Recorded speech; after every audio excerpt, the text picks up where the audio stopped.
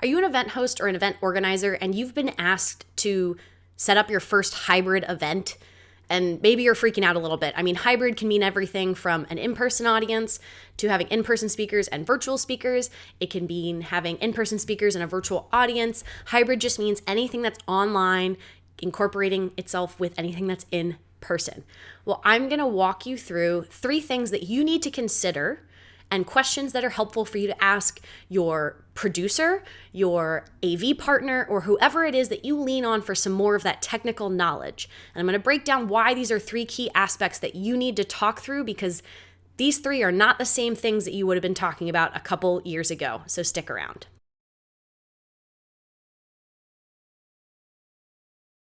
Before we jump into it, I do want to remind you to like, subscribe, turn on that little notification bell so you get notified every single Monday. I'm Logan Clements, and if you'd like more free content, I am the co-host of the Better Events podcast with fellow event pro Mary Davidson. You can give it a listen wherever you listen to podcasts, and we give more free information as well as interview other event pros so you can learn from other people's experience, because gosh darn it, I really love doing this, doing these videos, doing my podcast, because I love to help grow this community, because we could constantly be learning. If that's not something that you came away with in the past couple years, we are constantly evolving as event professionals. So I'm excited that you're here, but without further ado, let's jump back into it. All right, caveat before we jump in, I will say a couple years ago, I probably would have said I'm not a very technical person. Now, over the last 2 years, I've been super involved in virtual events. I've taught myself some of the tech sides of things, and I do pride myself on someone who I feel like I have a pretty good understanding of what I need from an audiovisual perspective, especially for virtual and more recently doing some hybrid events. And so this is coming to you from someone who has some technical background so that I'm able to give you this information, but I'm not the most technical AV person. So I think this is perfect for you if you are someone like Logan. I have no idea what you even mean by audio-visual equipment. I usually just outsource it to somebody else. I don't really even know where to start. This is for you because this will just help you kind of guide a conversation with your AV vendor, with your IT team, or if you're trying to set yourself up, this all up yourself, of kind of what you need to know. And so 3 big things I really think you need to think about when it comes to your hybrid event setup. And I guess first, hybrid, we're talking about a in-person event that also has a virtual element, or there's just both in-person and virtual. And this can be really open to interpretation. There's a lot of different kinds of hybrid. A more recent hybrid event I did, we had virtual speakers and in-person speakers, but the entire audience was in person. That's still hybrid because we're involving some virtual speakers. So thinking about what that means for your event.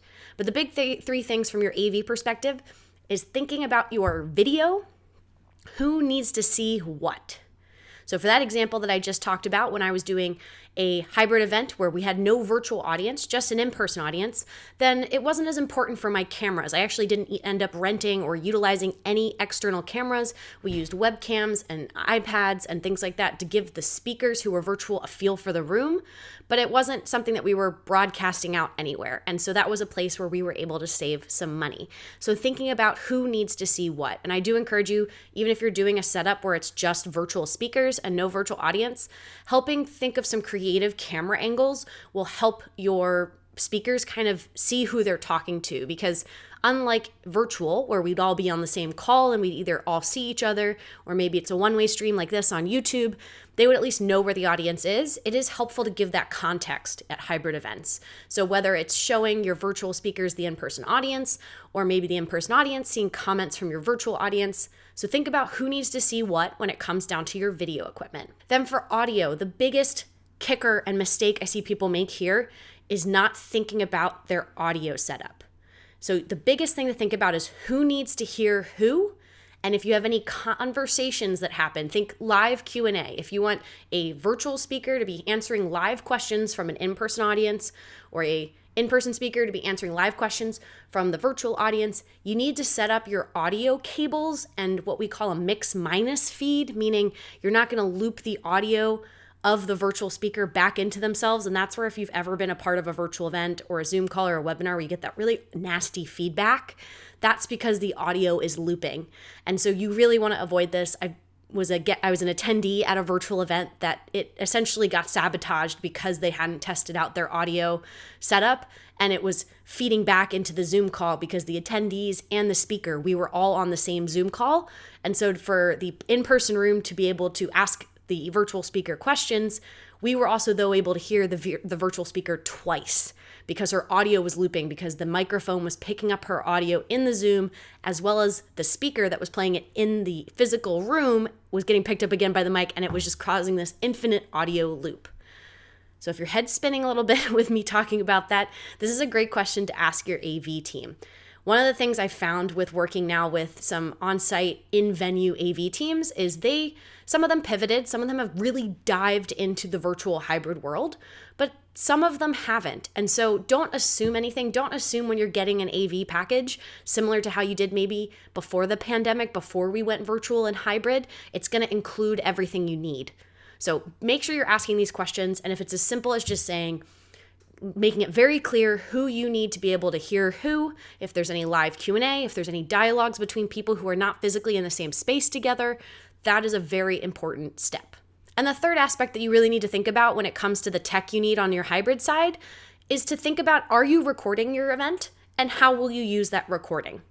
So one hybrid event I did, we were broadcasting it live to both an in-person audience and then we had a virtual audience. And so it was a one-way live stream that we were showcasing to anyone virtually tuning in. So the attendees weren't on screen. So the event was a live, virtual, and in-person, simultaneously hybrid event, but then it was also available for replay. And so everything that we were doing on the broadcast was to add context for those who joined us live, but also to make it look nice and polished and instantly available for replay after the event. Another hybrid setup that I've done before, we were just doing it as a live. You had to be there in person. We were recording it just for the purposes of having it for record, but it wasn't really being used anywhere. So again, cameras weren't important. So we didn't have to spend money in our AV budget for cameras. And I'm glad we weren't using the recording for anything super special, because the quality that we got from our webcams and our laptops would not be something that you could charge for as an event host. So now you are feeling armed with those 3 questions that I gave you, talking about your video of who needs to see who, your audio of who needs to be able to hear who, and thinking about that mix minus feed. And I can give you a quick why it's mix minus is what it's called. And trust me, the first time I heard this a couple years ago, I wrote it down and then I Googled it. So if you're someone who is not very savvy with some terms, that's totally okay. It's very okay to write it all down and then Google it later. But essentially what it means, the mix minus feed, is the person who is speaking. Let's say I'm here on YouTube, or I'm in Zoom, I'm a virtual speaker. And if you're giving me a mix minus feed, it means I'm going to be able to hear in the Zoom room the mix that is going into the room minus myself. I will not hear myself twice. And that's where that earlier part, when I talk about the looping audio, if it doesn't minus myself, I'm going to hear myself, and then it's just going to loop and loop into infinity, and you're going to get all that nasty feedback.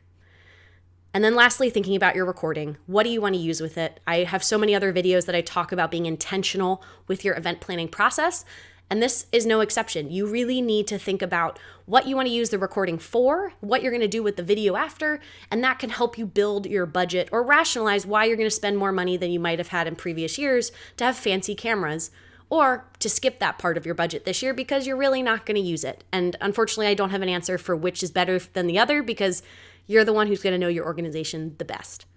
Well, that's all I have for you folks. I'm Logan Clements, freelance event producer, and this has been another installment of my favorite tips and tricks when it comes to event planning, virtual events, in-person production, and running your own business. As always, I'll be back in your feeds again next week. Bye.